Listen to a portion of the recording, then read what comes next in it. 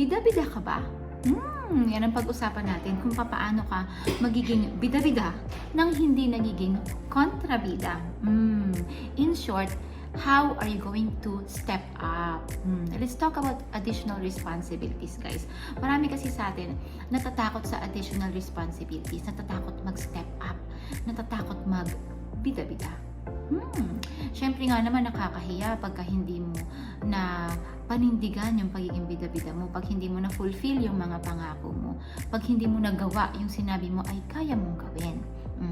Pero alam nyo ba, meron naman palang advantage ang pagiging bida-bida. Unang-unang advantage, you are being forced to grow. Nas-stretch ka parang rubber band. Nas-stretch kang lumaki. Para syempre, mapanindigan mo yung sinabi mong kaya mong gawin. Yung iba kahit hindi pa ready sa promotion, sa pag-apply ng bagong trabaho, sa pag-taking ng new roles, nilalakasan lang nila yung loob nila. Tapos when they're already there, that's where they're learning kung ano yung mga bagay na kailangan nilang pag-aralan o i-apply dun sa bago nilang role sa buhay. For example, kung kakagraduate mo lang ng college, tapos nakakuha ka ng first job, syempre, gusto mong magbida-bida, gusto mong magpa-impress kay mama at kay papa, 'di ba? Na kaya mo nang mag-share sa mga expenses sa bahay. So sabihin mo kagad, "Nay, tay, gusto ko ako na magbabayad din ng ilaw, tubig, Netflix, internet." May aircon dalawa. Patay. 'Di ba? So may mga ganun tayong gustong gawin sa buhay, which is good kasi we have the good heart. We wanted to help. We wanted to level up the kind of lifestyle that we have. We want to level up ourselves, yung sarili natin. We want to develop into a better person. So totoo yun, maganda yun.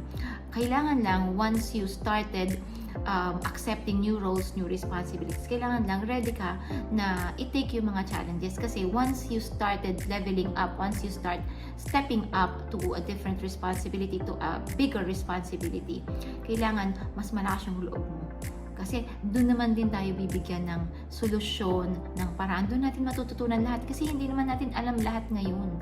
And hanggat hindi tayo willing magbida-bida or mag-step up, hindi tayo mas-stretch, hindi tayo mag-grow.